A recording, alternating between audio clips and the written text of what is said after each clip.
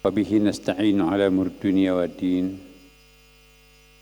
أشهد أن لا إله إلا الله وأشهد أن محمدا عبده ورسوله لا نبي بعد. اللهم صل وسلم على سيدنا وحبيبنا شفيعنا مولانا محمد صلى الله عليه وسلم. Ma ba'd. Ibu-ibu dan bapak sekalian yang sama-sama diberkahi, dicintai, bahkan dirindukan oleh Allah Subhanahu wa taala. Malam Jumat yang penuh berkah di rumah sucinya ini, kita bersyukur di antara sekian banyak warga Jakarta yang diundang untuk hadir di rumahnya adalah kita yang hadir pada kesempatan ini. Kita melanjutkan kajian kita, kelanjutan bacaan kita dari surah Al-Baqarah ayat 26-27. Inna Allah la yastahi ayyadriba matalan ma ba'udah fama fawqaha fa'ammal ladhina amanu fa'i'alamuna annahu al-haqq min rabbih wa ammal ladzina kafaru fayaquluna madza arada Allahu bihadza mathala yudhillu bihi katsiran wa yahdi bihi katsira wa ma yudhillu bihi illal fasiqin. Sesungguhnya Allah tidak segan, tidak malu-malu membuat perumpamaan seekor nyamuk atau yang lebih kecil daripada nyamuk itu. Kita sudah membahas minggu lalu apa hikmah dan kenapa Allah suka menyebutkan binatang-binatang kecil, bahkan dijadikan nama surah dalam Al-Quran, seperti surah An-Naml, surah Semut, surah Al-Ankabut, surah Laba-Laba, surah An-Nahl, surah Lebah. Ya, pada pertemuan kita yang lalu juga kita sudah bahas itu. Hari ini saya akan melanjutkan, ada kata-kata terakhir dari ayat 26 ini. وَمَا يُضِلُّ بِهِ إِلَّا الْفَاسِقِينَ. Apa artinya? Tidak ada yang disesatkan dengan perumpamaan itu selain orang-orang yang fasik. Apa yang dimaksud fasik? Bapak Ibu sekalian, fasik di dalam bahasa Arab itu ada beberapa pengertian. Secara bahasa berarti fasaqah, yafsuku, keluar dari batas yang wajar. Seperti kurma yang keluar dari kulitnya.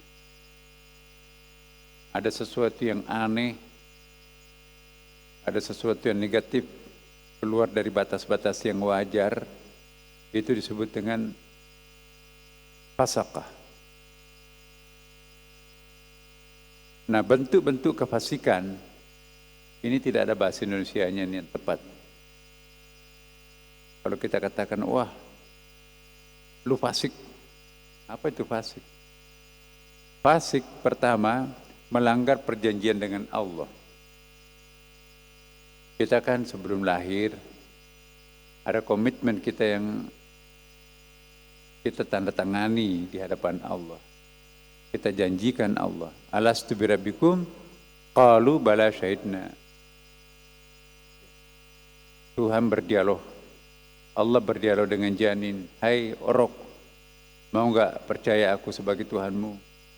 Dijawab, bala. Oh pasti. Of course.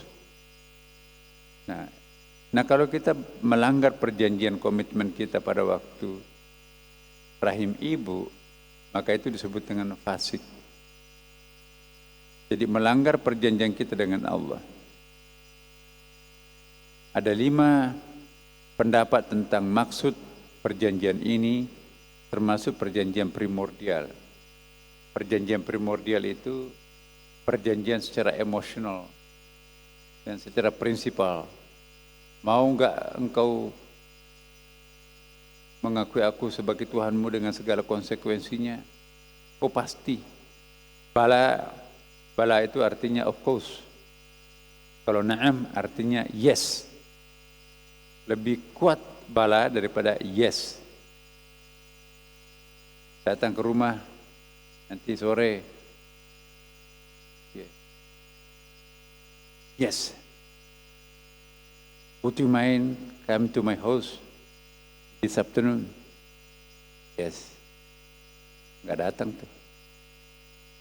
Would you mind coming to my house this night? Of course. Dia pasti datang. Jadi of course itu bahasa Arabnya bala. Yes. Bahasa Arabnya na'am. Lebih kencang kalau bala daripada na'am. Bahasa Indonesianya ya. Iya. Mungkin intonasinya saja beda. Nanti sore datang ya? Ya. Nanti sore datangnya? Oh iya. Tekanannya berbeda, tapi kalau bahasa Inggris itu yes, of course, itu beda. Bahasa Arab juga na'am dengan bala itu beda. Bentuk yang kita gunakan adalah bala, bukan serius. Jadi melanggar perjanjian dengan Allah itu fasik. Contohnya, kita diminta oleh Tuhan berlaku santun di hadapan orang tua. Tapi kalau kita kurang ngajar di hadapan orang tua, depan guru, depan para senior, itu namanya fasik. Keluar daripada adat yang wajar, itu disebut dengan fasik. Biasanya kalau kita menghadap atasan, kita sedikit agak santun. Ini bertolak pinggang, suaranya lebih tinggi dari bosnya. Itu namanya fasik.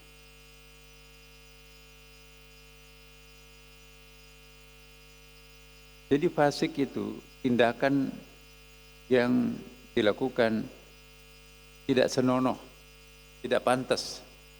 Itu namanya fasik. Yang kedua, fasik juga berarti memutus apa yang diperintahkan untuk disambung. Ditafsirkan sebagai memutus hubungan rahim atau ikatan spiritual dengan realitas tinggi. Memutus hubungan kita dengan malaikat, memutus silaturahim kita dengan orang-orang yang dicintai Tuhan. Ustadz, ya. Sudah nggak ada orang tuanya, nggak ada orang yang dianggap, nggak ada orang yang mau didengarkan nasihatnya. Orang seperti itu disebut dengan fasik. Jangan-jangan kita sudah fasik. Kalau ada orang tidak mau mendengarkan nasihat dari orang lain, termasuk seniornya, gurunya, orang tuanya, seniornya, abangnya, gak digubris semuanya, maka itu disebut dengan fasik. Yang ketiga, fasik bisa berarti berbuat kerusakan di muka bumi. Bakar hutan. Jadikan sungai tong sampah umum. Jadikan sungai WC umum. Padahal di bawahnya ada orang yang mandi untuk mendapatkan kebersihan tubuh. Kita buang kotoran. Padahal di situ ada ikan yang dicari oleh para nelayan kita. Seenak-enaknya kita membuang kotoran yang beracun. Kanker bagi orang yang makan ikan itu. Itu namanya fasik. Hati-hati. Fasik ini adalah selevel dengan orang yang zalim. Wallahu la yuhibbudz zalimin, Allah tidak mencintai orang zalim. Bahkan ada yang mengatakan fasik itu lebih berat daripada zalim. Kalau zalim itu mungkin temporary. mungkin sewaktu-waktu, mungkin hanya sekali. Tapi kalau fasik itu menjadi budayanya, menjadi habitatnya, menjadi habitnya, kebiasaannya. Jadi fasik itu bahaya Bapak Ibu. Jangan-jangan kita sudah seperti fasik, anak kita fasik. Orang yang gampang merusak lingkungan disebutkan dalam Al-Quran itu fasik. Di contoh-contoh ayatnya banyak. Dalam perspektif sufi, apa yang dimaksud fasik? Tadi itu adalah pengertian populernya fasik. Pengertian spiritual tasawufnya apa? Menurut Al-Kashani, ini seorang sufi, seorang intelektual, fasik ialah orang-orang yang berpindah dari makam kalbu ke makam nafsu. Dia hijrah kepada hal yang negatif. Orang itu hijrah dari tadinya buka aurat, sekarang pakai jilbab, maka itu disebut dengan oh itu sudah hijrah. Orang tadinya tidak salat, rajin ke masjid, gak mau absen, malah lebih rajin daripada jamaah tetapnya masjid. Itu hijrah positif. Tapi ada hijrah negatif. Tadinya sudah pakai penutup aurat, buka itu. Buka jilbabnya. Setengah telanjang, jingkrak-jingkrak di atas panggung, podium. Dilihat oleh orang. Ditaruh di Instagramnya. Itu namanya fasik. Dia keluar dari suasana kebatinan menuju ke suasana nafsu. Spiritualitas kepada emosi. Ibnu Arabi, dia biasa disebut dengan Syekhul Sufi, Syekhul Wali, Imamul Aulia, banyak namanya ini. Mengarang buku Futuhatul Makkiyah, 6 jilid, ada versi 4 jilid. Menulis buku Fususul Hikam, terkenal sekali ini. Pintar, cerdas. Apa yang dimaksud fasik menurut Ibnu Arabi? Semua makhluk adalah agung, mulia. Walaqad karamna bani Adam. Allah memuliakan seluruh anak cucu Adam. Jadi semua makhluk itu agung. Bukan saja manusia, tetapi binatang, tumbuh-tumbuhan, itu semuanya adalah agung. Karena dari mana alam semesta ini sebelum jadi alam, sembunyi di mana alam ini, pohon ini, binatang ini, manusia ini sebelum kita jadi seperti alam seperti sekarang, kita semuanya berasal dari Allah. Kalau semuanya berasal dari Allah, sementara Allah itu maha sakral, maha agung, maka otomatis makhluknya pun juga adalah agung. Nah, Ibnu Arabi menganggap orang fasik itu menganggap semua makhluk itu adalah agung dan menjadi syiar ilahi. Asumsi Tuhan bahwa semua makhluknya itu agung, bahkan sekalipun itu nyamuk, nah perumpamaan menunjukkan petunjuk ilahi itu nyamuk seperti yang ayat dibacakan tadi. Tapi kalau ada orang yang memandang enteng, menghina, melakukan desakralisasi terhadap alam semesta, gampang membakar hutan, gampang membunuh binatang, iseng nembak-nembak burung pipit nggak dimakan tuh. Begitu dia tembak, senapan burung baru, senapan angin, tepuk tangan tuh, kumpul tuh, udah saya dapat 5 ekor, dibuang. Padahal ada anaknya menunggu ibunya untuk carikan makan. Ada telurnya sebentar lagi menetas. Dengan dibunuh, maka mereka tidak akan ada kehidupan anak-anaknya. Itulah yang disebut fasik. Al-Qushairi ini yang termasuk mensyarah bukunya Fususul Hikam Ibnu Arabi. Perumpamaan menambah tajam bagi orang-orang yang tercerahkan. Ya. Namun menambah kebingungan bagi orang yang lalai. Kalau orang dikasih perumpamaan, contoh-contoh yang baik, biasanya kan orang sadar. Tapi kalau orang fasik, enggak tuh. Enggak ngaruh istilahnya orang sekarang. Dikasih contoh, ini lesson learning, pembelajaran, enggak peduli dia.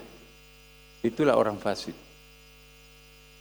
Jadi kalau ada orang enggak mempan dengan nasihat, itu fasik. Kekafiran sebagai akibat kefasikan dan kegelapan kalbu. Sebelum orang jadi kafir, biasanya tuh tahapannya adalah fasik.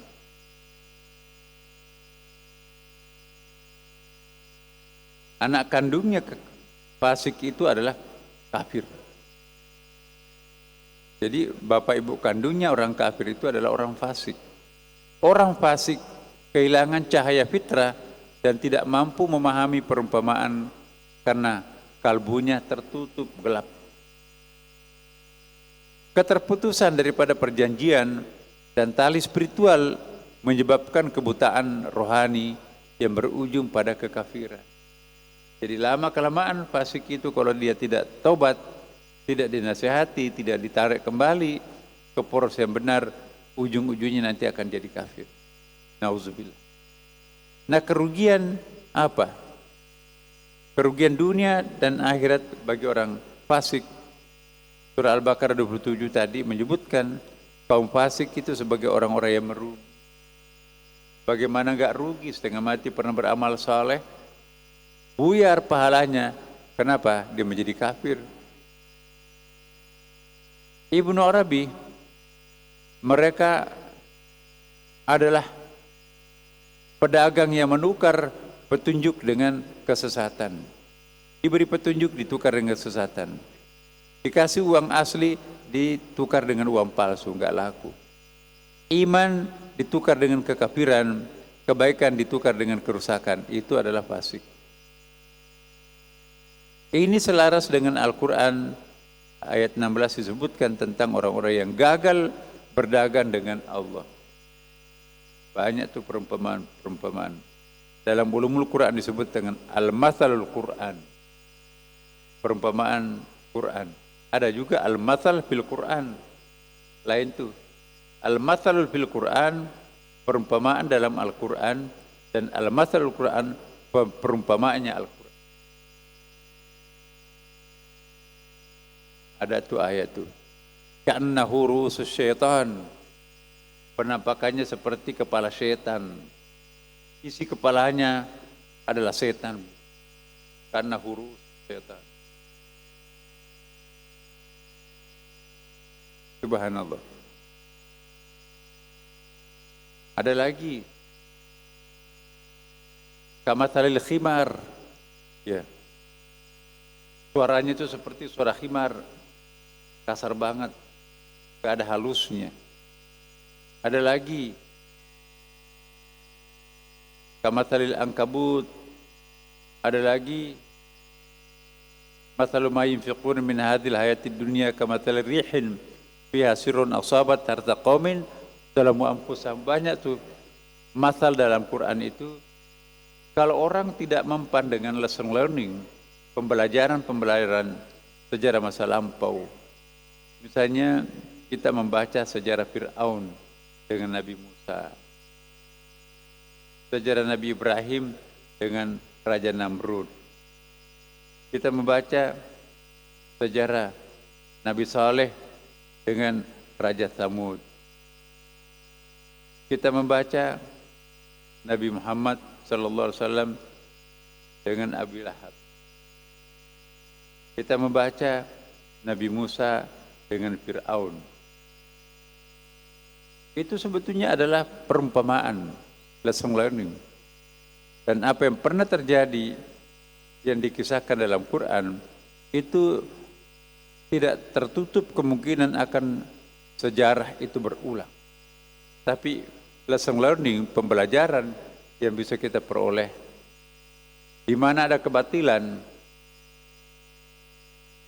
pasti akan hancur. Ya. Kebatilan itu memang mayoritas di awal, minoritas di akhir. Kebenaran itu kadang-kadang minoritas di awal, tapi mayoritas di akhir. Semua nabi tampil sebagai minoritas di masa awal, tetapi mayoritas di masa akhir.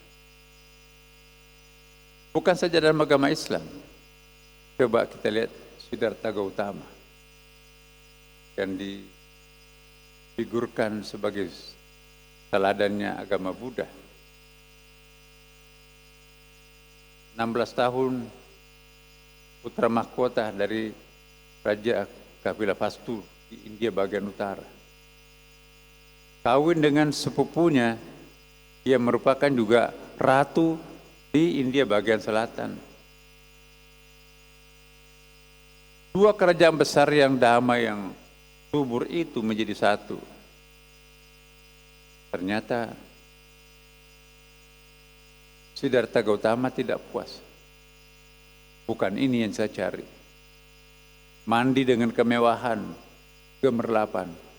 Usia 32 tahun, dia minggat dari istana. Meninggalkan istri. Bersemedi di bawah pohon Buddhis di tengah hutan belantara. Disitulah dia kehujanan, kepanasan, kelaparan, makan sesuai dengan usahanya, dedaunan. 6 tahun lamanya dia bersemedi di bawah pohon Buddhis. Sama lamanya Rasulullah 6 tahun juga turun naik ke Gua Hira. Lalu diwisuda oleh Jibril, Iqra bismi rabbikal ladzi khalaq. Nah, apa yang terjadi sampai sekarang? Ya, 3000 tahun lebih tua daripada Rasulullah, ajaran Buddhanya masih dikenang. Kita lihat Rasulullah, kita lihat sejarahnya Nabi Adam, Nabi Nuh, sampai sekarang abadi. Kenapa abadi? Ya, karena mempertahankan al-haq. Sehebat apapun Fir'aun, mati dalam keadaan memalukan. Sehebat apa Fir'aun, coba kita lihat. Raja Namrud, sehebat apa itu? Melemparkan Nabi Ibrahim ke lautan api, malah dianya yang terbakar. Sehebat apa Raja Samud?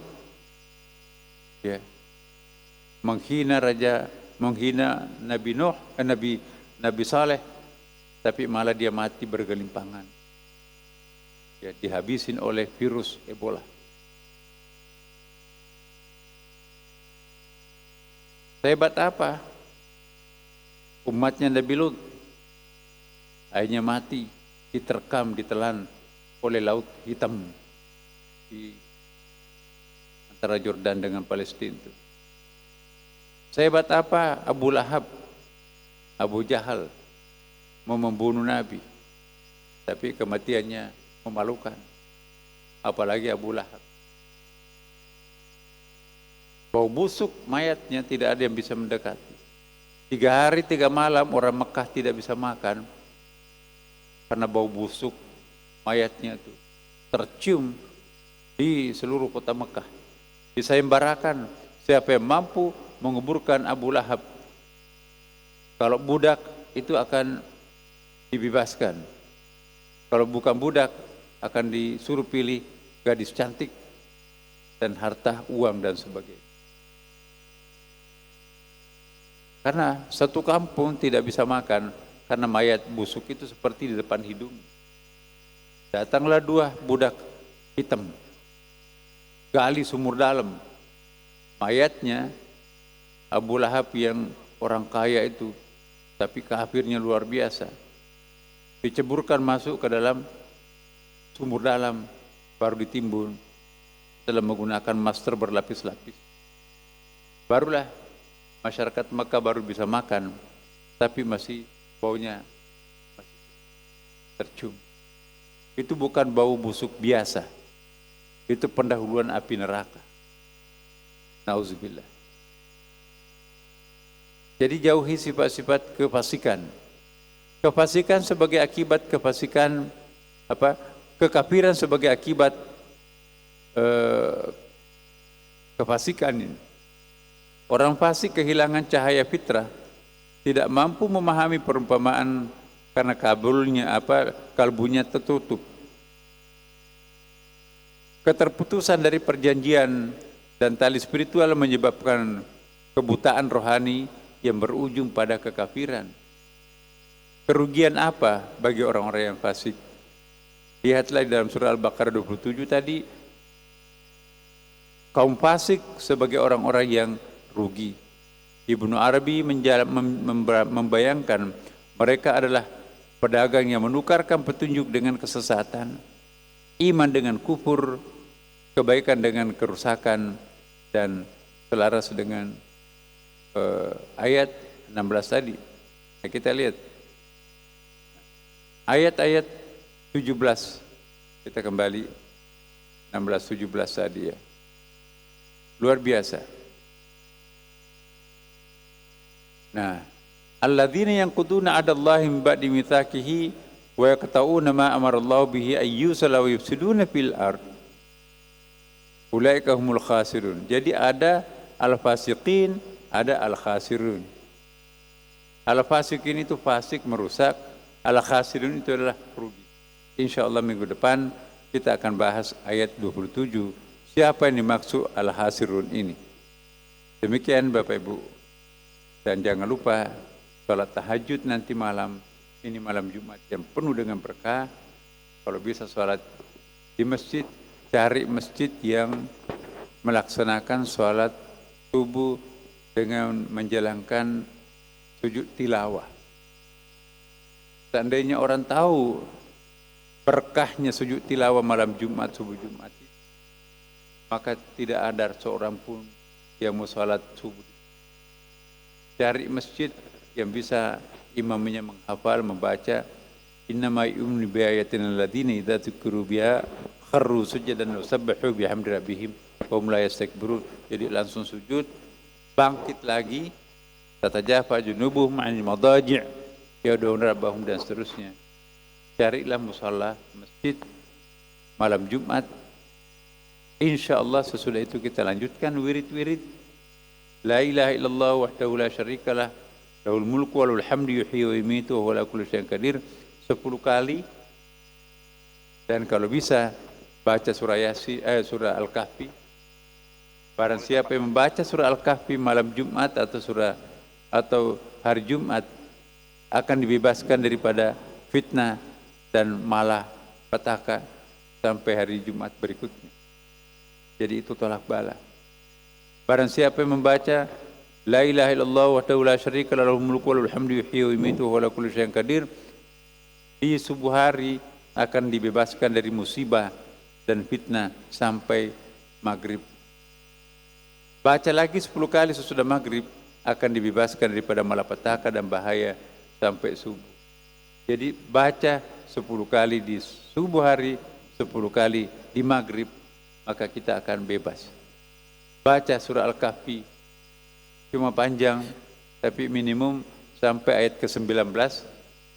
Waliyatalattaf wala yusy'iranna bikum ahada. Insyaallah mudah-mudahan Allah melindungi kita semuanya dari fitnah, dari musibah, bala. Kalaupun ada musibah yang ringan, fitnah yang bisa diselesaikan ujungnya. Semoga Allah memberkati kita semuanya, Bapak Ibu sekalian. Wallahul muwaffiq ila aqwamit thariq. Wassalamualaikum warahmatullahi wabarakatuh. Waalaikumsalam.